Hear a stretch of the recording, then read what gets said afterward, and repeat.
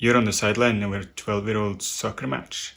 It's the third game of the weekend. You overhear another parent whisper to someone else, I'm signing Liam up for this elite academy. It's year-round, but if he wants to have a real shot. And in that moment, that familiar sense of panic sets in. The fear that your child is falling behind. The fear that you might not be doing enough.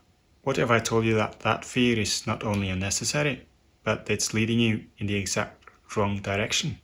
We've all been caught in this. I have as well. The arms race of youth soccer. More practice, more travel, more specialization, earlier and earlier. It's driven by this one simple, terrifying idea. If our kids take one season off to play a different sport, they'll fall behind and never catch up again. There's a paradox here, however. The very thing that makes a very good 14-year-old is the exact opposite of what makes a great 24-year-old. To illustrate it, let me tell you two stories. Remember Freddie Adu? At 14, he had the world at his feet. He signed a professional contract, got a multi-million-dollar deal with Nike. He did everything right. He specialized early. He was praised for being miles ahead of his peers. He was the kid every parent on their sidelines wished their kid could be. But the massive pressure and early peak meant that Adu's career never reached the height that it was predicted to. It's a classic example of what the science now shows. Being best at 14 doesn't guarantee you'll even be in the game at 24. The path that we think leads to the top is more often than not a dead end. Now, let me tell you about another player. Germany's all-time leading goalscorer and World Cup winner, Miroslav Klose.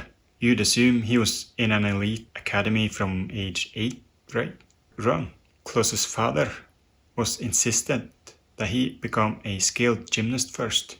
Klose himself credits his balance, flexibility and agility, all of the things that made him stand out and really become a major aerial threat as well, despite his height, to his gymnastic background. Those years spent off the soccer pitch doing something completely different, that was where he built a broader athletic foundation. He wasn't falling behind his peers. He was lapping them in overall athleticism, and it paid off handsomely in the long term. So you have these two totally different stories, and they're just stories, right? Not really. They're not just flukes, they're the norm. When scientists actually study elite athletes, the results are telling. This major 2022 study, with thousands of athletes included, shows that the predictors for junior success is negatively correlated with senior success.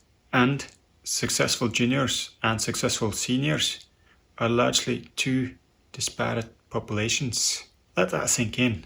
The kids who are stars today are not, for the most part, who are going to be stars tomorrow or as adults. The pressure to be the best at age 12 isn't just unnecessary, it's very likely counterproductive.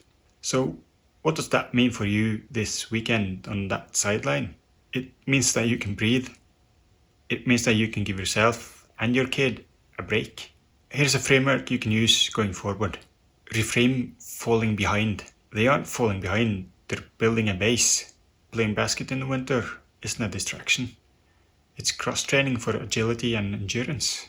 Run the fun test. The number one predictor for how long a kid will stay in youth sports is how much they enjoy their sport. Is your child still having fun? Because if the answer is no, then all that extra training likely won't mean anything in the long run. Think like a scout. Pro scouts don't just look at soccer skills. They look at the whole human being. They look at a broader athletic foundation. How much of an athlete your kid is may have an even bigger impact on their chances of going pro, if that's your goal, than just being technically gifted. In the end, it's not your job to create the best 14-year-old soccer player on the planet. It's to nurture a human being who at 24 is physically healthy, mentally resilient, and still loves the game, whether they're playing professionally or just having a kickabout with their friends on a Sunday afternoon. You've got science on your side. You're not letting your kid down. you're setting them up for true long-term success. If this video resonated with you, please share the video with another parent on your team. If you want more practical tips on how best to support your kids' youth soccer journey, there's a link in the description below to the Modern Sports Parents Playbook. Download it, save it to your phone, bring it with you, and let's build a better youth soccer journey together. If you have any questions, any comments, please drop it in the comment section below. I'll be sure to read them. And thanks for watching.